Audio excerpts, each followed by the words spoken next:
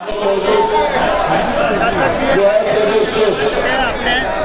मुख्यमंत्री हिंदुस्तानी अवाम मोर्चा के संरक्षक हमारे अभिभावक आदरणीय जीतनराम मांझी जी मौजूद इस सम्मानित मंच पर जनता दल यूनाइटेड के प्रदेश अध्यक्ष भाई उमेश कुशवाहा जी मौजूद इस सम्मानित मंच पर भारतीय जनता पार्टी के जनता दल यूनाइटेड के लोक जनशक्ति पार्टी रामविलास के हिंदुस्तानी अवाम मोर्चा के राष्ट्रीय लोक मोर्चा के तमाम वरिष्ठ नेतागण मौजूद, यहाँ पर तमाम माननीय विधायकगण मौजूद इस सम्मानित मंच पर हमारे गठबंधन के तमाम मजबूत कार्यकर्ता साथी मौजूद, यहाँ पर तमाम प्रेस मीडिया के पत्रकार साथी, आदरणीय बुजुर्गों, माताओं, बहनों, मेरे तमाम नौजवान युवा साथियों, सबसे पहले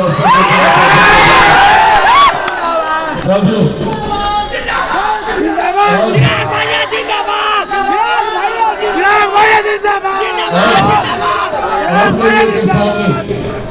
आज आप लोग के सामने एक दो महत्वपूर्ण जानकारी साझा करने आया हूँ।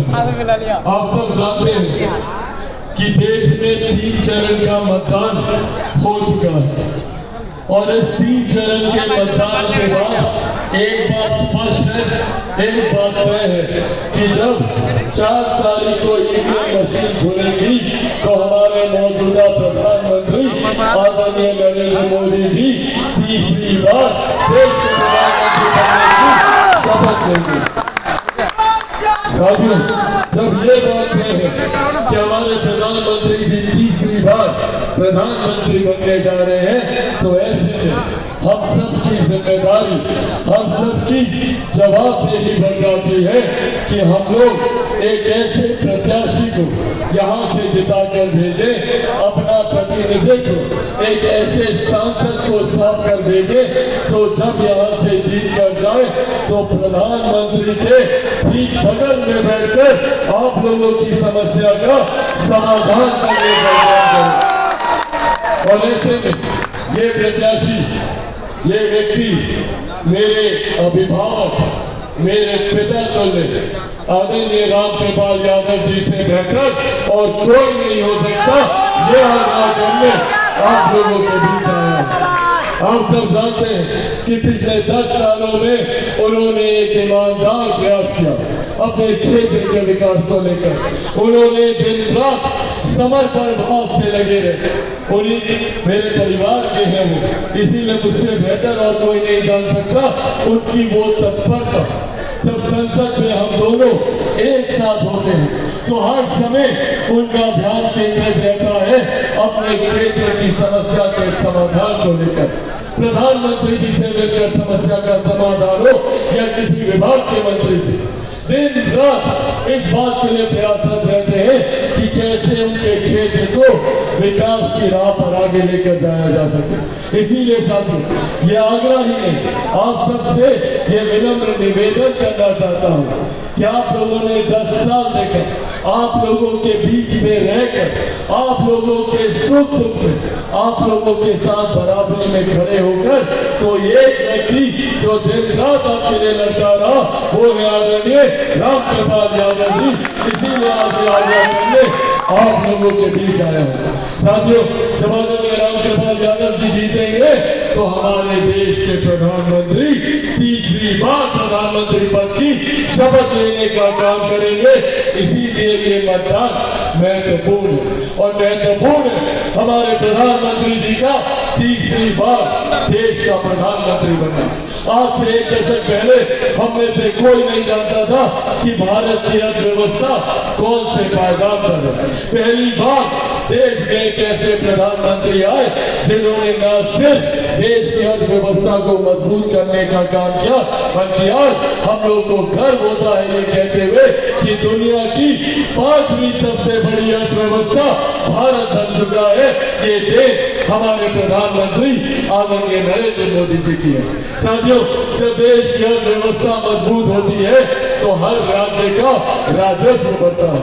जब राज्य का राजस्व बढ़ता है तो हर क्षेत्र का आर्थिक विकास होता है, हर गरीब व्यक्ति के हाथ में ज्यादा कमाई आती है, प्रति व्यक्ति आय में इजाफा होता है। और इसी का परिणाम है कि पिछले 10 सालों में 25 करोड़ से ज्यादा लोग गरीबी रेखा से बाहर निकलकर मुख्य धारा के साथ उन्होंने जुड़ने का काम किया।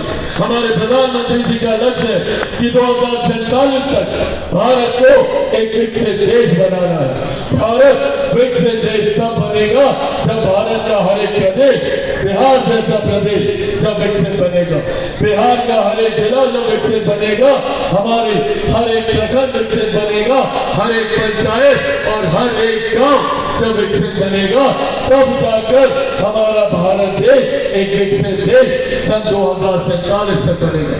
और साथियों, इसके लिए हमारे प्रधानमंत्री जी ने जमीनी स्तर से कार्यों की शुरुआत की। आज से पहले किसी प्रधानमंत्री ने कभी किसी महिला के सम्मान की चिंता नहीं की। पहली बार देश में एक प्रधानमंत्री आए जिन्होंने महिलाओं के लिए शौचालय का निर्माण किया, उनके स्वास्थ्य की चिंता कर उज्ज्वला योजना के माध्यम से घर घर गैस पहुंचवाने का संकल्प लिया। आज कोई गरीब व्यक्ति आर्थिक अभाव में इलाज से वंचित न रह जाए, इस बात को सुनिश्चित करने के लिए आयुष्मान योजना के तहत हर गरीब व्यक्ति को 5-5 लाख रुपए का मुफ्त इलाज करवाने का प्रबंध हमारे प्रधानमंत्री आदरणीय नरेंद्र मोदी जी ने किया। साथियों, एक तरफ हमारे प्रधानमंत्री जी ने सरहद से हमारी सीमाओं को सुरक्षित रखा, तो अंतरिक्ष के माध्यम से कैसे देश में विकास को गति दी जा सके, इस बात का भी ध्यान रखा।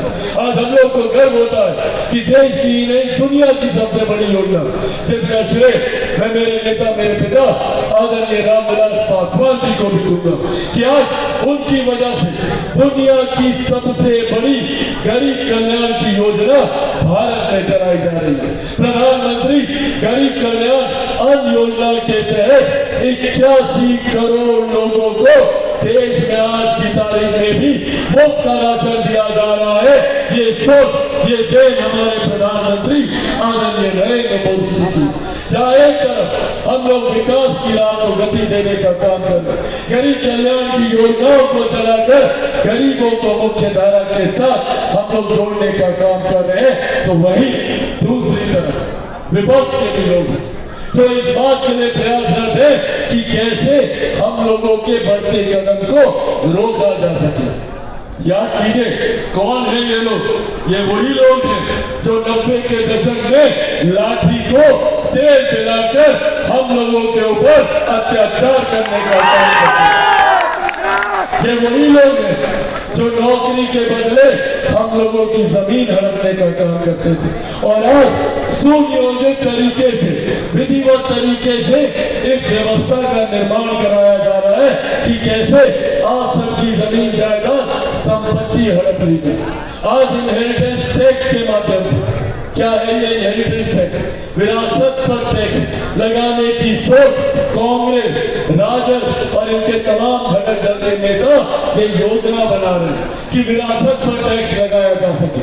आप लोगों की जो भी जमीन जायदाद है, एक गरीब किसान की छोटी जमीन हो या एक गरीब मजदूर की छोटी संपत्ति हो या महिलाओं का जेवर गहना आभूषण, उस पर भी अब कर लगाकर 55% हिस्सा कांग्रेस और राजद के लोग अपने खजाने में भरने की सोच रखते हैं। ये लोग चाहते हैं कि उस पर कर लग जाए और वो टैक्स 55% का आप लोगों पर लगाकर आप लोगों की जमीन जायदाद कांग्रेस और राजद के लोग अपने खजाने में भरना चाहते हैं। और इस बात को छुपाने के लिए झूठ बोलने का काम करते हैं। आज इस मंच से आप लोगों को यह विश्वास दिलाता हूं कि जो झूठ कांग्रेस के नेता राहुल गांधी हो या बिहार के राजद के तमाम नेता हो, ये लोग सिर्फ झूठ बोलकर डराने का काम करते हैं। क्या बोलते हैं?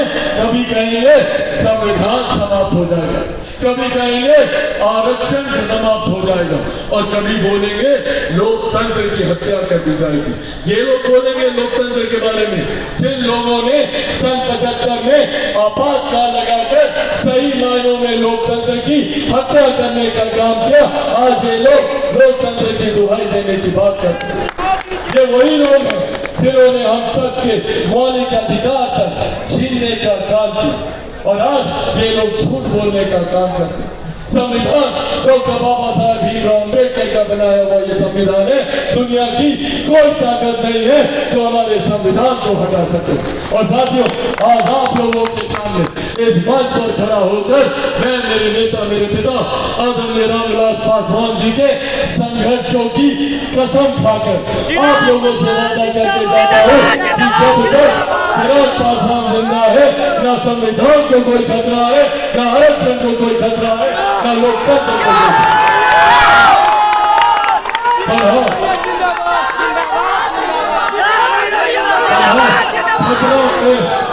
खतरा है। इन नेताओं से हमारी गरीब कल्याण की योजना को खतरा।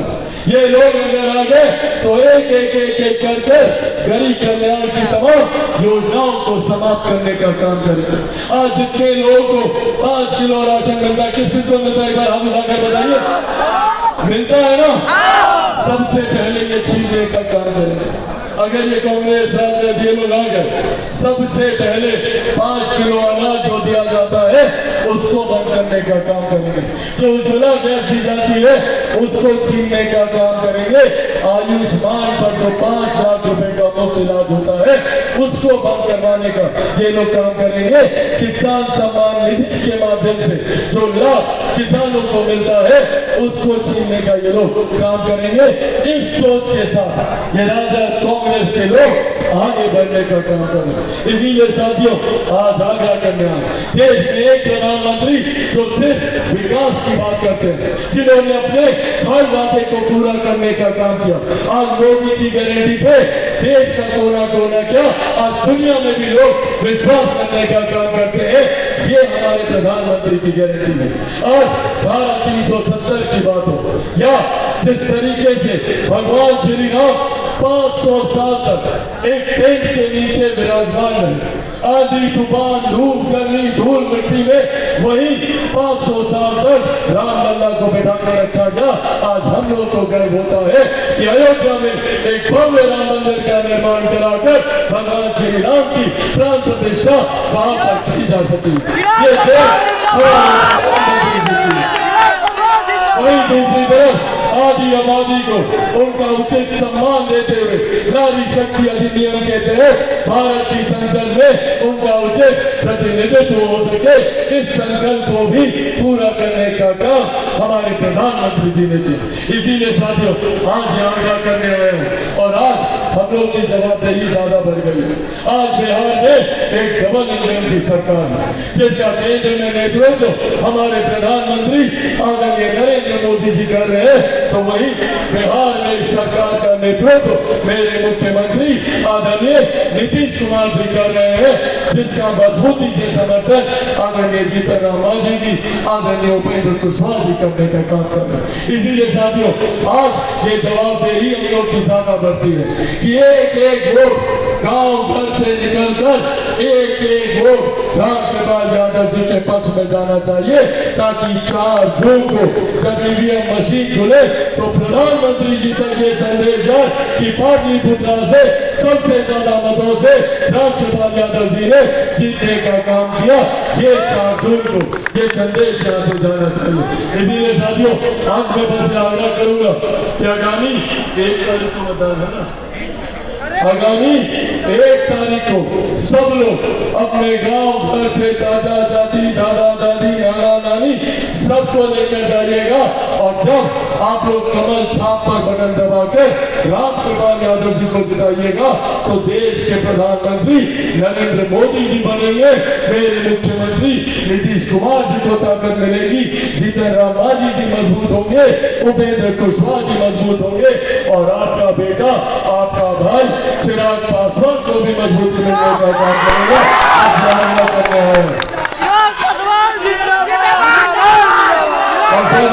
हम सब के लिए ये गर्व की बात है कि प्रधानमंत्री जी आने वाले दिनों में 2 दिन का कार्यक्रम हम लोग यहाँ दे रहे हैं। ये प्रधानमंत्री जी की चिंता, उनकी सोच हमारे प्रदेश के प्रति दिखाता है। महागठबंधन के नेता बता दीजिए कहाँ है, कांग्रेस का कोई शीर्ष नेतृत्व आना जरूरी नहीं समझता, इनका कोई नेता बिहार आना जरूरी नहीं समझता। क्यों? क्योंकि बिहार की 40 सीटें कांग्रेस के तमाम बड़े नेताओं के लिए मायने नहीं रखती। वही हमारे प्रधानमंत्री जी हर चरण में आने का प्रयास करते हैं, कोशिश करते हैं कि ज्यादा से ज्यादा जगह पर जाए। आगामी 12 तारीख को प्रधानमंत्री जी पटना में भी होंगे और 13 तारीख को आपके बेटे चिराग पासवान के लिए हाजीपुर भी हो जाएंगे प्रचार करने के लिए। तो साथियों, इस उम्मीद के साथ कि आप सबका भारी समर्थन प्रधानमंत्री जी के लिए और हम सबके लोकप्रिय मौजूदा सांसद, और मैं ये विश्वास रखता हूँ आपकी ताली मेरे विश्वास का समर्थन करेगी कि आने वाले समय में भावी भारतीय जनता पार्टी के सांसद आदरणीय रामकृपाल यादव जी को आप सबका समर्थन है। समर्थन है ना? जोरदार ताली करना। बहुत बहुत धन्यवाद साथियों। जय हिंद, जय बिहार।